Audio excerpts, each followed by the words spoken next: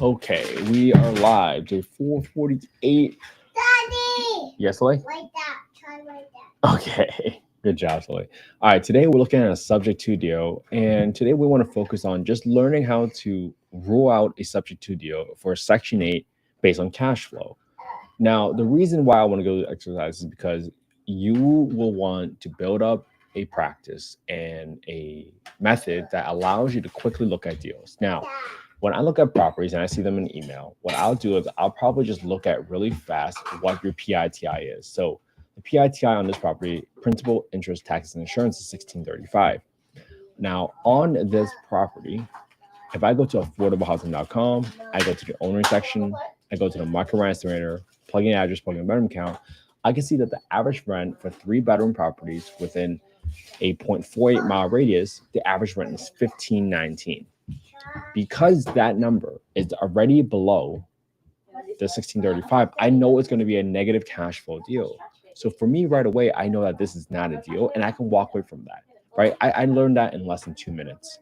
Now, if you want to look at what is going on here on this property, there's an active option contract, so someone already decided to purchase it, but you can look at a condition of the property, a 3 bedroom home, and it looks decent, right? It's rent ready. But if you ever make this mistake, and a lot of people make this mistake, is that what they'll do is they'll look at this FMR for Tarrant County, HUD FMR. You can look at HUD FMR, click on the first link, and then go to Access Smart FMRs, look at FI 2025 Smart FMRs, go to Texas, and Tarrant County. Now you're going to see by bedroom count, by zip code, what your maximum rent is. Now this property is 76112. 76112. So you're going to see that the rent ceiling for a 3 bedroom is 2090, right? When you compare 2090 against 1519, that's a $500 difference. The reason you got to use 1519 is because of the rent reasonableness test. So that's why I go to affordablehousing.com right away, because I know they're going to be looking for the reasonable rent. Unless you're in an area where the payment standards or your FMR is above what your market rent is and you are in a high cost of living, right? That doesn't happen all the time, and that's more of an exception, not the rule. But the reason why you get to go lower is because of the rent reasonableness test. If you ever look at the Housing Choice Voucher Program Guidebook, HCV, and you go to section 2.2, you'll see that in conducting rent reasonableness, it says that the Public Housing Authority, PHA, must determine whether the rent to the owner is a reasonable rent in comparison to rent for other comparable unassisted units. So in determining comparability, obviously size, unit type matters, but this is why you can't use 2090. Because one, this 2090 is the rent ceiling. Two, this also includes utilities. So if you don't provide utilities, you have to back out the utility allowances from this 2090 number. So that's why in this scenario, you can quickly understand why this is not a deal. Now, mechanically, if you want to go through the exercise of analyzing this deal, this property, let's see, purchase price 230 to 700. Renovations, I'm just going to leave this at roughly, I don't need to do anything. I'm just going to replace the 2 toilets with high pressure flush toilets. I'm assuming I need to repaint the house only, and this was 1458 square feet, and that's all I'm going to use, assuming there's nothing else wrong with the property, right? Someone's living in there already. $500 for some landscaping and $1,500 for the roof, just in case there's anything I can't see. So now that gives me $8,700 rehab. If my rent is $1,519, I'd be losing way more money. $1,519. I got 10% set aside for maintenance, future capex, 10% set aside for property management, 5% for vacancy. And now my property tax number, right? Let's plug in the details there. The remaining balance is $213,900.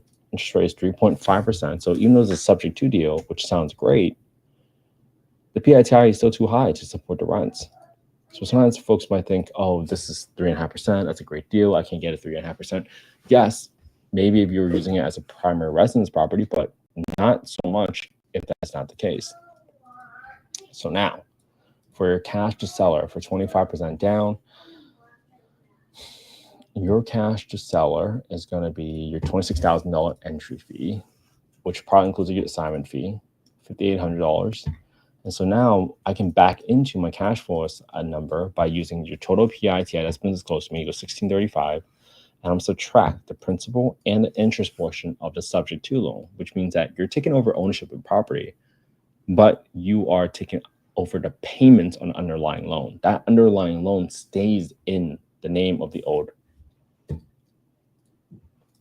person, okay, of the old borrower. And then I'm gonna add extra $30 for insurance because insurance is going up every single year. So if you rent this property out as a 3 bedroom for $1,519, you'd be negative $526 a month, right? Again, this is not investment advice. I'm not soliciting any investments on this call. Just simply showing you how this all works. But that's why this is not a deal. And I learned that within the first 2 minutes of this call. I just went ahead and did the whole thing out so you can actually see mechanically and tactically how do you type in these numbers in here, right? And what is the ultimate cash flow amount? So even though when you saw it was 1519, you're not losing $100 a month. You're losing $500 a month because of all the expenses that you should expect to incur for your property. All right. Again, not investment advice, not soliciting any investments on this call. If you guys want to copy the spreadsheet, I hope you go to affordablehousing.io, go to the Get Deal Analysis tool, plug your name, your email, your phone number. That's the fastest way you get a copy of the spreadsheet.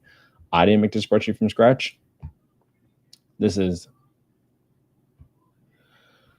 something that I got from a few other folks. I combined them, I tweaked them based on my analysis, and I modified to so that I analyze deals faster. But as you saw today, all we did was we looked at the property, we saw what the PITI was, we saw what the more reasonable rent is, and then we took that rent and then we instantly knew that wasn't going to cash flow.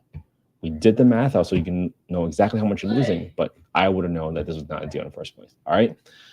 Hope you all have an amazing Saturday. Spend some quality time with your family and friends today because that's what life is all about. Have a good one, everybody. I'll see